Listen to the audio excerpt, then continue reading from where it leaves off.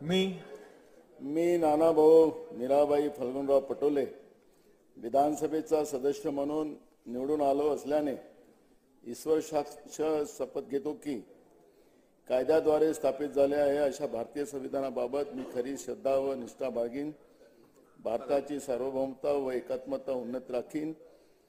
आता जे कर्तव्य मी हाती घेणार ते निष्ठापूर्वक पार पाडेल। जय संविधान।